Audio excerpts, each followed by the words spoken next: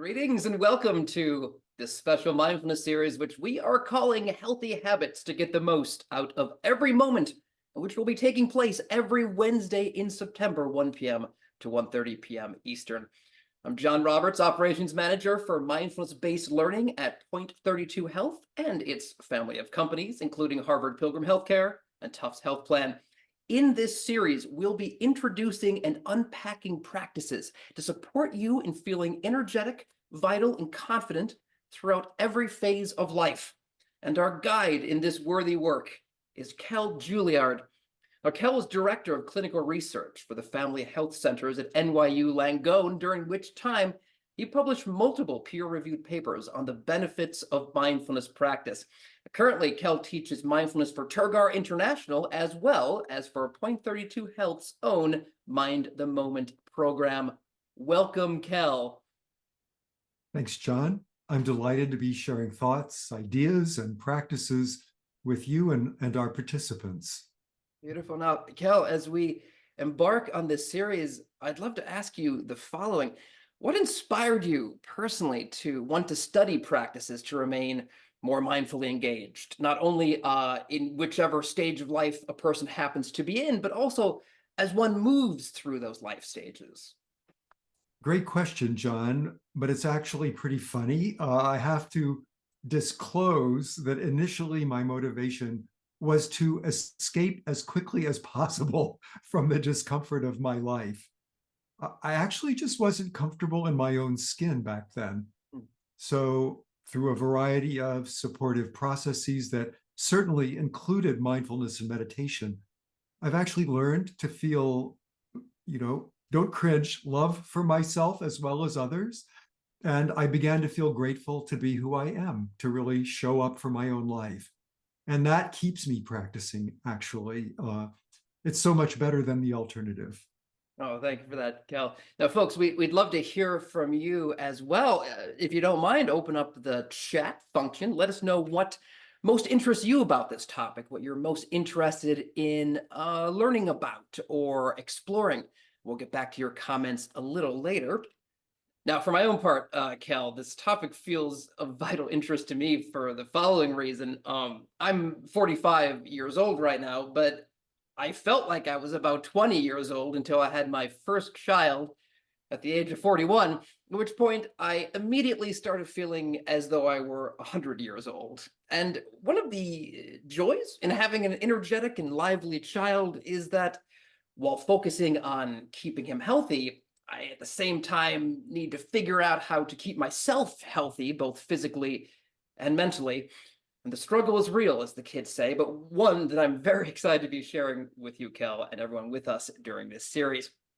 Now, Kell, as we get started here, I'm hoping I might ask you to lead us in a guided meditation of roughly 12 minutes in length. And first, maybe you could say a few words about how you think that meditation and mindfulness practice in general might contribute to keeping the brain strong and sharp and bright throughout all stages of one's life. I think it's pretty common, and everybody that I know wants to stay with it as we age, so that we retain as much of our cognitive and emotional intelligence as we possibly can. And the great news is scientific research demonstrates that meditation helps us do this in tangible ways. It actually helps maintain brain physiology and functioning as we age. So in this particular session, we're going to practice mindfulness itself, which has been demonstrated to have great power in this regard. So maybe we should just move right into our 12-minute practice. Sounds great, Kell, please. Okay. So I'm going to invite everyone to find a posture that supports presence, that helps you just come into this moment with a body that's relaxed, a spine that's comfortably aligned. If you're sitting, a comfortably upright spine. You could also be standing or lying down. You can be sitting on a chair or on a cushion. So you've got options here in terms of finding a posture that is right for you in this moment, both relaxed and upright or aligned.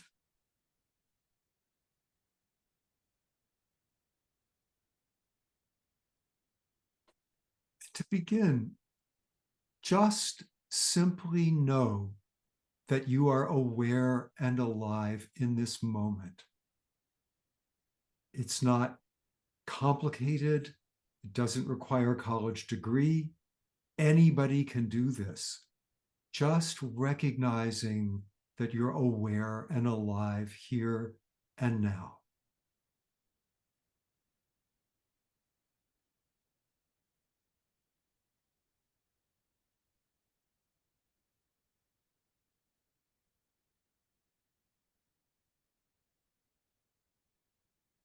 We're letting go of the feeling of doing and letting ourselves just be.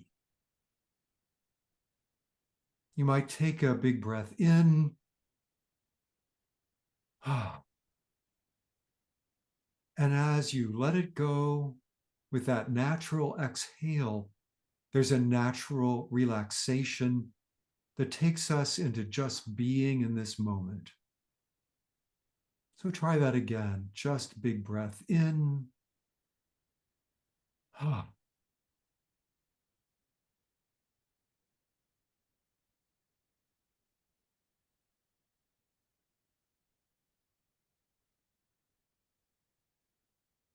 Right now, we're resting in what's called open presence or open awareness. That means simply knowing that we're aware in this moment. And the good news is we don't have to block thoughts, feelings, or sensations of any kind. We can just let them come and go in awareness, not getting lost in them, not pushing them away. Just knowing we're present with whatever arises.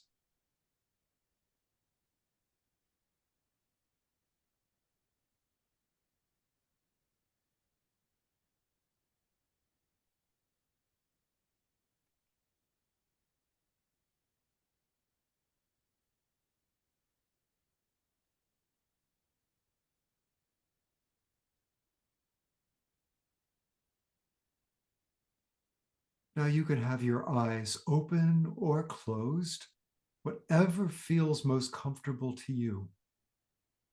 Whatever helps you just let go of the past, let go of the future, and come into this moment.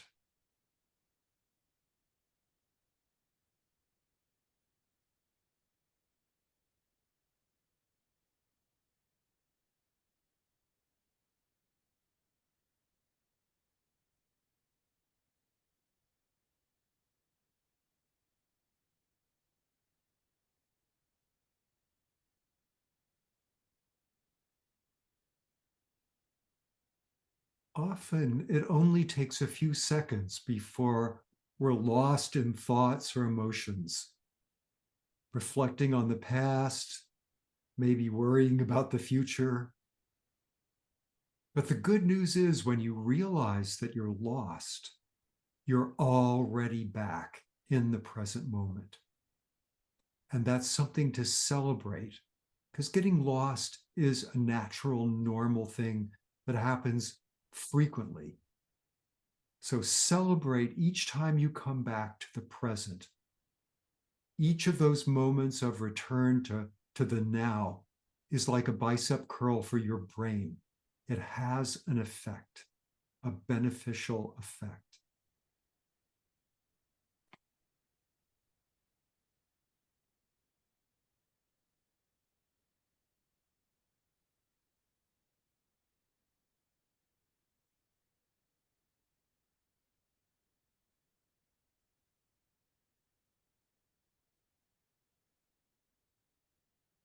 It's often helpful to pick an object of our experience to bring focus to stay in the present moment. Just letting the mind rest in open awareness, we can sometimes get lost more easily.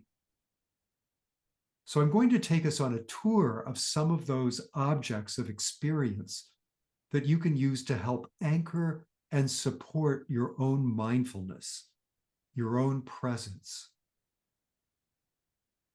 So first, Just notice the sensation of your breath as it moves in and out of your nostrils. Just know you're feeling the air as it moves in and out while you breathe. You don't have to use your imagination. You don't have to analyze it or name it.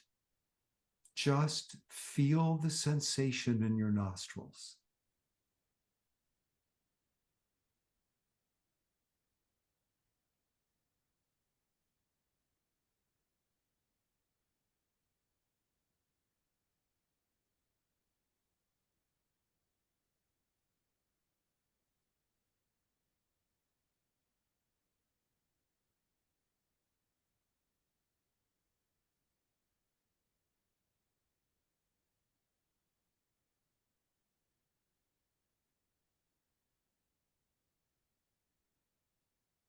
If your eyes are open, let them gently close and see how it feels to pay attention to the breath in your nostrils with your eyes closed.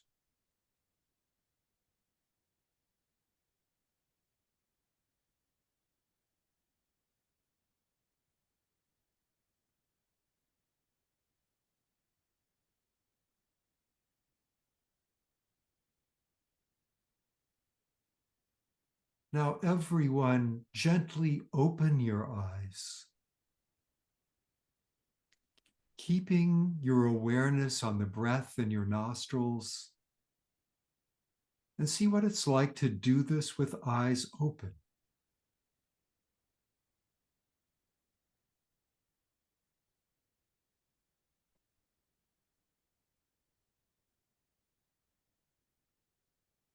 Now return to whichever one of these feels better as we continue.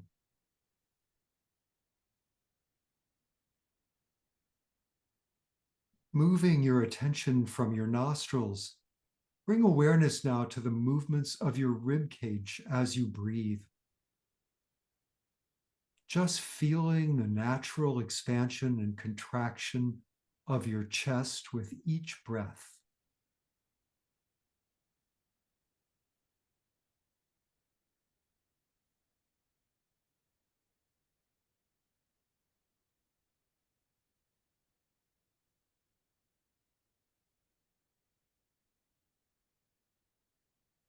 Now bring awareness to your belly and your lower back, feeling how it moves as you breathe.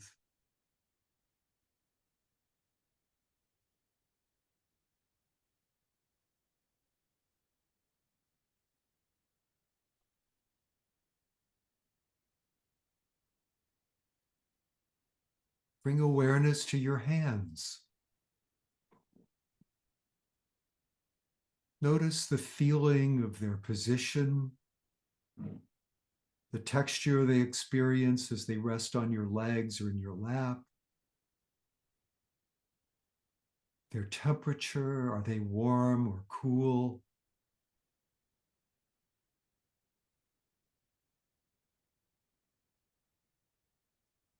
And notice if you like bringing attention to your hands more than breathing, or the same or less. There's no right or wrong answer here. It's just about noticing what really helps you stay present in a way that you enjoy.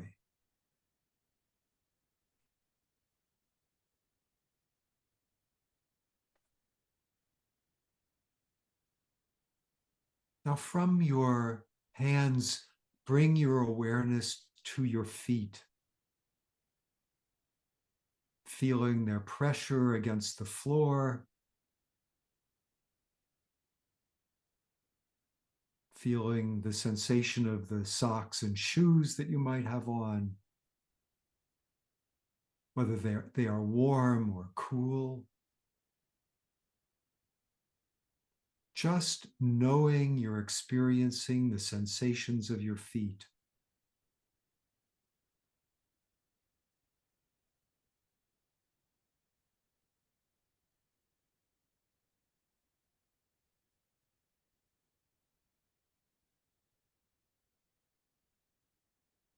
Now we'll move to sounds. Noticing any sounds that arise in your environment and the sound of my voice. Just knowing that you're hearing a sound as it occurs. Knowing you're hearing silence when there's no sound. No need to analyze the sounds or chase after them or push them away. Just resting a light awareness on knowing that you're hearing sounds.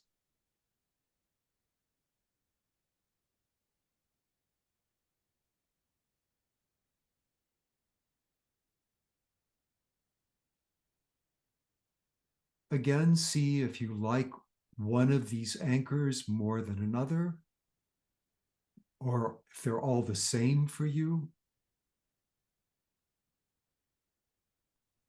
And we'll just let go of any focus. And again, just bring recognition to knowing that you're aware and alive here and now. We're resting in the spaciousness of awareness itself.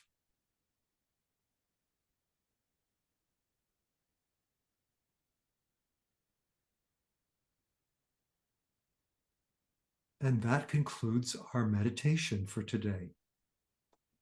Kell, what I especially liked about this meditation was that you were moving us through different objects of experience or different anchors, but this caused a question to arise for myself, which is, are there any objects or anchors, if you will, that we should not focus on or not concentrate on when we're meditating? Actually, John, the answer is no. That any experience, as long as you know that you're having the experience, can be a support for meditation and for awareness. The experience can be challenging, it can be neutral, it can be wonderful. They can all support us in knowing that we're aware in this moment and in being in the present moment. And as long as we're doing that, we're meditating. So there's really actually no one object, one anchor is better than another. Now, I just want to get back to some of the comments from earlier, folks who are what they're excited or interested in hearing about during this series. Somebody says they're interested in learning meditation and relaxation techniques. Somebody said they're interested in just feeling more motivated. Somebody said they're interested in learning new practices so they can integrate into their current mindfulness practice. Somebody else was saying they were looking forward to learning how to feel less stress and improving their memory.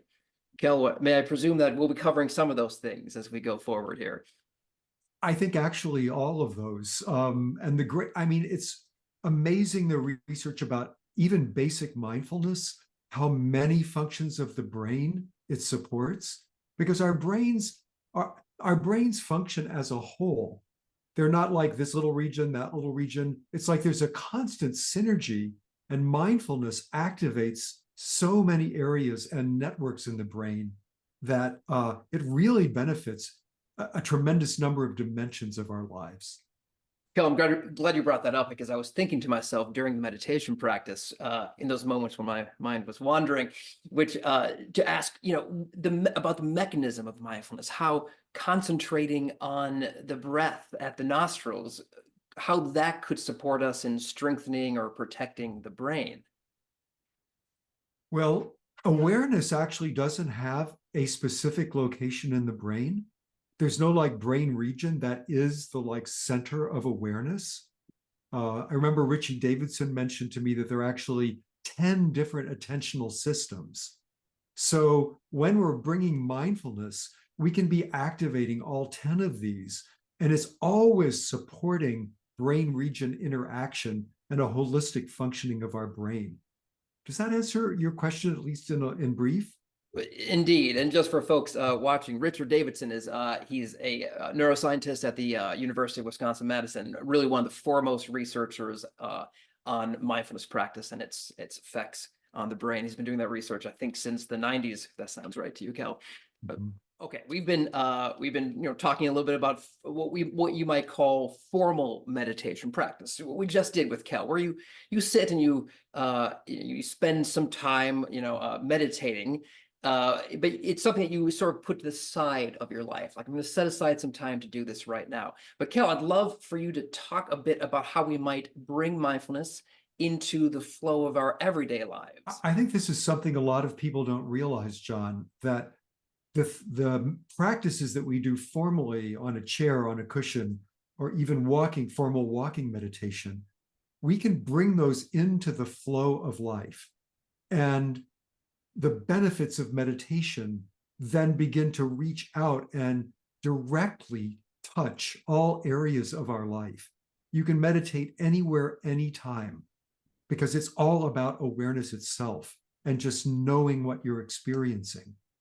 So, what I'm going to suggest this week is that our participants choose one activity in which, and I'll talk to you directly, in which your mind tends to wander a lot. In other words, pick an activity that you find maybe boring. This could be doing the laundry, taking out the trash, washing the dishes, putting the groceries away, something that may just take you 2, 5, 10 minutes to do. But your challenge is the following. If you normally do this activity while listening to the radio or a podcast or music or watching TV, then this week, turn all those distractions off and just focus on your lived, embodied physical experience of doing the activity. You can have thoughts and emotions come through, sensations, anything goes as long as you're present in this moment. So you could think of this as doing the activity in real life or in real time, like showing up for your life in that moment, as opposed to letting your mind carry you away to the past or the future. So instead of focusing on what it actually feels like to be doing the activity in that moment. So I'm suggesting you tune into what the feeling of the muscles you're using. If you're washing the dishes, experience the feeling of the water on your hands. If you're folding the laundry, notice the feeling of a pillowcase on your fingertips. You can also bring in other environmental data. Are there fragrances in the space around you? Are there sounds arising? The important thing is, whenever you feel your mind tugging you away from the present moment into the past, into the future, tugging you away from the experience of the activity you're doing, or when you just realize you've been lost in thought, which will happen a lot. So don't worry about that. It's really normal. It'll happen a lot. So with kindness, escort your attention back to the activity. Fully live in the experience of doing it in a relaxed and natural way. Akela, this sounds like one of these easier said than done things, but I'm going to do it. And we can report back next week. Actually, folks, if you have a chance to try this technique this week, we'd love to hear about it. You can connect with us on our Facebook page. You can let us know how it's going. Also, we'd love to hear your answer to this question as well. If you could tell us who in your own life has managed to keep their brain super sharp throughout the ages of their life. What's their secret? What have you seen them do to keep themselves at the top of their game? We'd love to hear about that from you as well.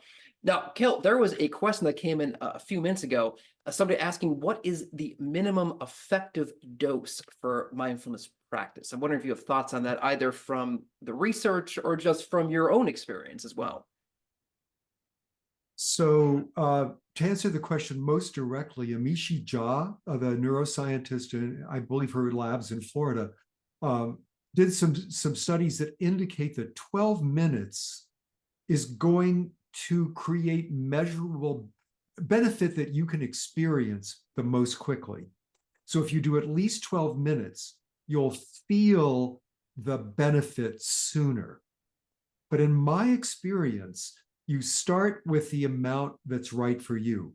I have had students and friends that 2 minutes is all the practice they can do. And that has had benefit for them, sometimes profound benefit.